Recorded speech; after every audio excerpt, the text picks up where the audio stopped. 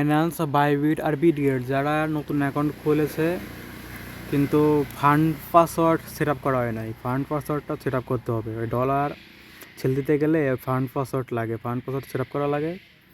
ওই fund password set up করলে ওই ডলারটা সেল দিয়ে বিকাশে টাকা নেওয়া যাবে। সেটা সেট আপ করার জন্য প্রোফাইল আইকনে ক্লিক করতে হবে, প্রোফাইল আইকন উপরে বাম পাশে, তারপর সিকিউরিটি এটার উপরে ক্লিক করতে হবে। তারপরে যেখানে লেখা fund password, fund password not set up করা নাই, ফান্ড পাসওয়ার্ড উপর ক্লিক করলাম, তখন এখানে একটা পাসওয়ার্ড দিতে হবে। এখানে নাম দিয়ে পরে কিছু সংখ্যা দিলে হবে, আর এমনি যে একটা কিছু দিলেই হবে। শেষে 8 সংখ্যার হতে হবে কম করে।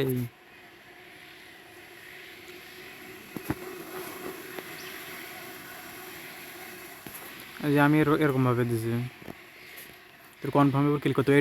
এটা ভুলে গেলে হবে না, এটা মনে রাখতে হবে, না কিন্তু এটা পরে একটু ঝামেলা হইতে পারে, ফরগেট মগেট দিয়ে আবার নতুন করে দিতে হবে না।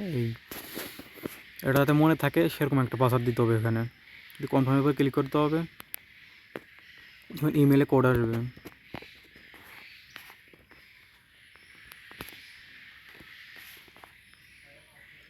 এটা কপি করে নিয়ে পেস্ট করে দিলেই হয়ে যাবে।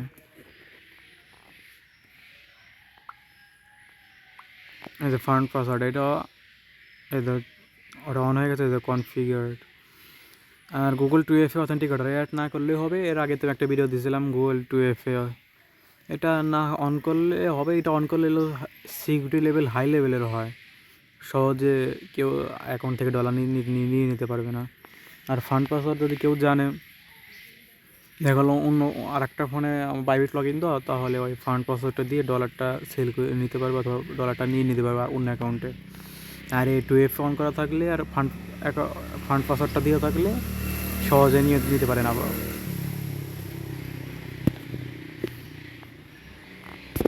এখন হলো বিটগেট। আমার মতে 2FA ওইটা গুগল অথেন্টিকেটর এটা অ্যাড না করলে না করাই বেটার, কারণ ওইটা দেখা গেলো ভুলের সাথে ডিলিট হয়ে গেলো, তখন আবার অনেক ঝামেলা করা লাগে, কি ওই ফেস ভেরিফিকেশন দেওয়া লাগে ওইটা ফরগেট দিতে গেলে। ওটা থাক, ফান্ড পাসওয়ার্ডটি দেন সবাই। এখন দেখাই বিটগেটের, এই যে বিটগেটেরও সেম, উপরে বাম পাশে এটার উপরে ক্লিক করে দিতে হবে, তারপরে এখানে ক্লিক করে দিতে হবে যেখানে, তারপরে সিকিউরিটি যাওয়ার পরে এখানে এই যে ফান্ড কোড, এখানে হলো ফান্ড কোড, বিটিটা হলো ফান্ড কোড লেখা, এটার উপরে ক্লিক করে দিতে হবে। আর এখানে একটা ফান্ড কোড দিতে হবে, এখানে আমি ফান্ড কোড দেই, এই বিটগেট 1 2 3 দিলাম ফান্ড কোড। এটা ভুলে গেলে চলবে না, এটা মনে রাখতেই হবে, তারপর আবার ফেস ভেরিফিকেশন লাগতে পারে।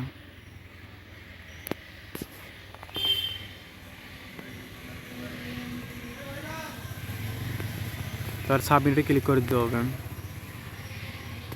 সাবমিটে ক্লিক করে দেওয়ার পরে ইমেলে কোড আসবে। আমার এখানে 2FA অন করা, তার জন্য আমার গুগল অথেন্টিকেটর ওখান থেকে কোড দিতে বলতেছে।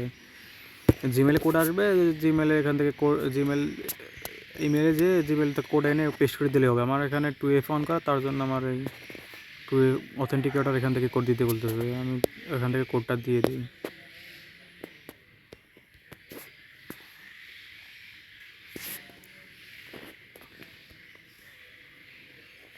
তারপর কনফার্ম ইমেল থেকে কোড এনে কনফার্ম করে দিলেই যে ফান্ড কোডটা অ্যাড হয়ে যাবে। এই ফান্ড কোডটা অ্যাড করলেই ওই বিকাশে টাকা নিয়ে যাবে ডলার সেল দিয়ে। কালকে তো ডগ সেল দেওয়া যাবে সন্ধ্যা 6টার দিক। আর ডগ সেল দিতে গেলে এই ফান্ড কোড না থাকলেও হবে, কিন্তু ওই ডলারটা সেল দিয়ে বিকাশে টাকা নিতে গেলে ফান্ড কোডটা লাগবেই। অথবা ফান্ড কোড না থাকলেও হয়, কিন্তু ওই 2FA অন থাকলেও হয়ে যাবে। কিন্তু 2FA অন না করাই বেটার আমার মনে হচ্ছে।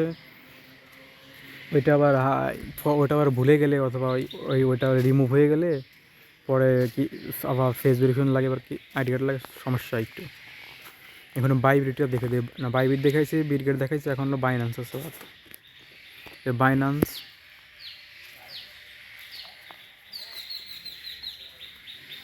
বাইন্যান্সে যেখানে ক্লিক করে দিতে হবে, তারপরে যেটা প্রোফাইলের এখানে এটার উপরে ক্লিক করে দিতে হবে, তারপরে সিকিউরিটির উপর ক্লিক করতে হবে।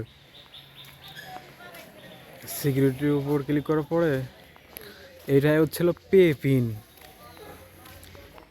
ওটায় ফান্ড কোড বা বিট গেটে হচ্ছে ফান্ড কোড, বাইবিটে ফান্ড পাসওয়ার্ড, আর এটা হলো বাইন্যান্স হচ্ছে পে পিন। পে পিনের উপর ক্লিক করে দেওয়া হবে।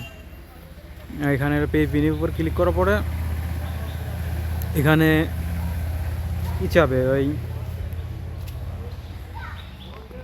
আমার তো অ্যাড করে আগে থেকে আছে। এখানে পিন দিতে বলবে, এখানে 6টা পিন দিতে হবে। প্রথমে উপরে একবার পিন দিতে বলবে, তারপর নিচে আবার এই পিন দিতে বলবে। এই পিনটা ভোলা যাবে না, তো সেম পিন 2বার দিতে হবে। দেওয়ার পরে কনফার্মে ক্লিক করে দিলে ইমেলে কোড চাবে, ইমেল থেকে কোডটা এনে পেস্ট করে দিয়ে কনফার্ম দিলে এই যে অ্যাড হয়ে যাবে।